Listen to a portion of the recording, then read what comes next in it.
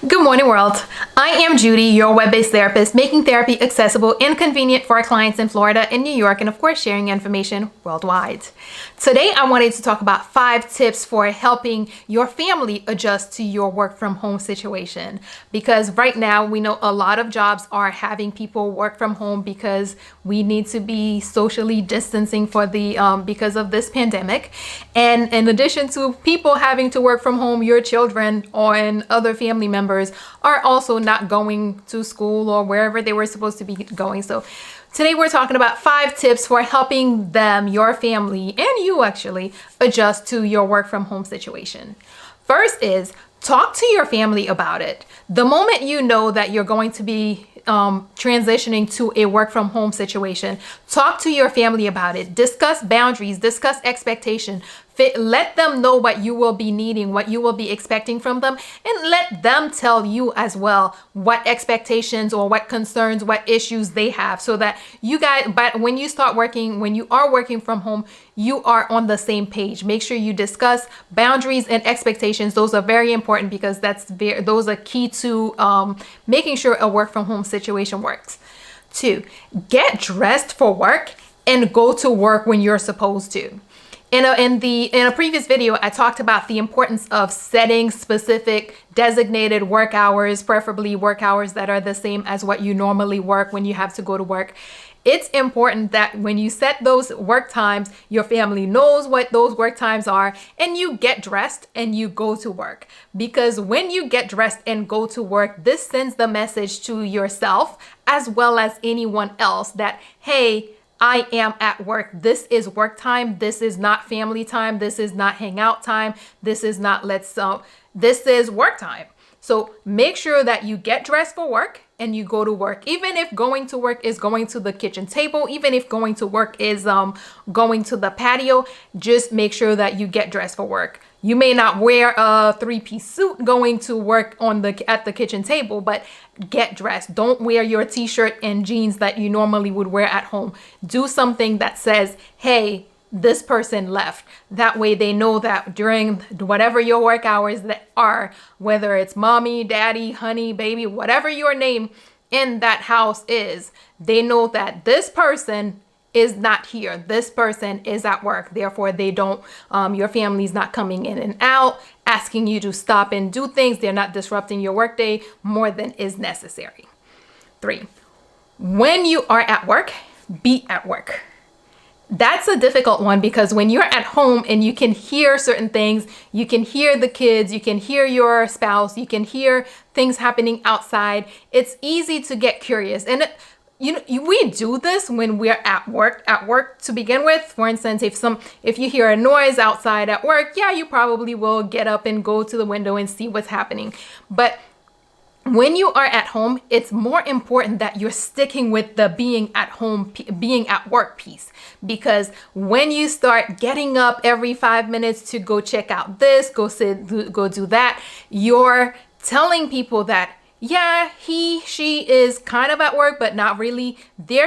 If you're able to stop in or stop working and come out whenever you feel like it, or whenever, for whatever reason you're coming in and out, you're telling people that, hey, yeah, they're at work, but it's not that serious. They can take a break. They can stop. So you're inviting other people to interrupt your day, to come ask you to do all the same things that they see you doing. Because, hey, if you can come to the kitchen 5 times in 30 minutes, that means this work thing is not all that. 4, make family arrangements as you would if you were going to work. Working from home, a lot of people will say, okay, well, I'm going to be working from home so I can make lunch for the kids while I'm there. I can do the laundry while I'm working. Make those arrangements as you would if you went to work, because that again reinforces for you and everyone else that's watching that you are not at home. If you know that the kids need to be picked up, what would you be doing? Actually, the kids shouldn't need to be picked up because they're home, but whatever you might need to do for your family, make sure you make arrangements for them as you would if you were going to be 30 minutes away at work. That way you are not stopping your workday. You are not interrupting your workday in order to do those things, because the more you break your workday into, the more you merge your workday with your family time, the more everything become intertwined, the more difficult it becomes to tell when is when. And that's how you start working at 9 o'clock and then you don't finish until maybe 9 o'clock later. So make sure that you are setting that distinction. And that brings me to the final piece. Do not bring your work home. Yes, I know you're working from home. Your work is already home, but no, do not bring your work home.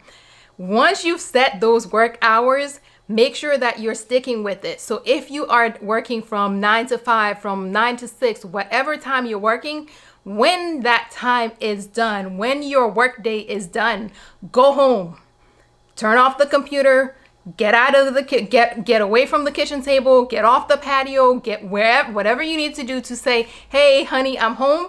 Do that.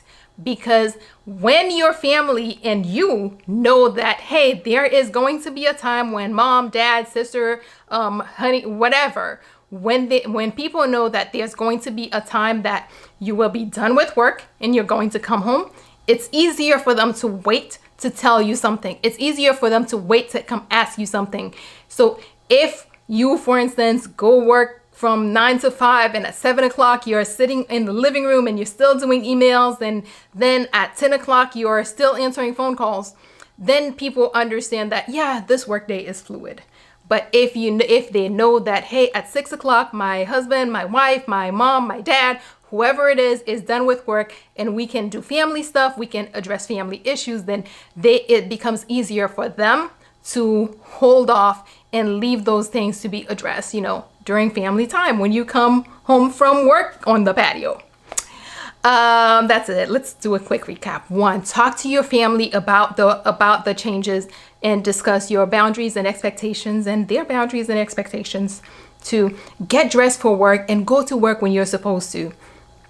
3, when you are at work, be at work. Stay focused, do the work stuff, stop going in and out of family stuff, be at work. 4, make family arrangements as you would if you had to go to work, because the less you intertwine home and work, the better it becomes.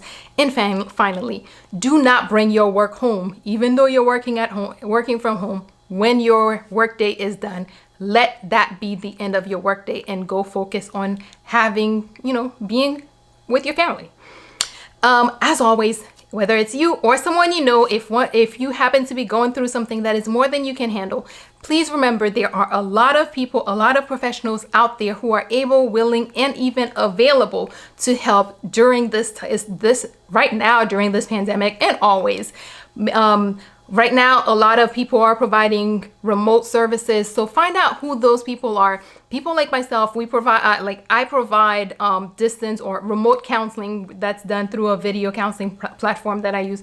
Those professionals are out there in your community. So find out who they are, reach out and get whatever help it is that you need.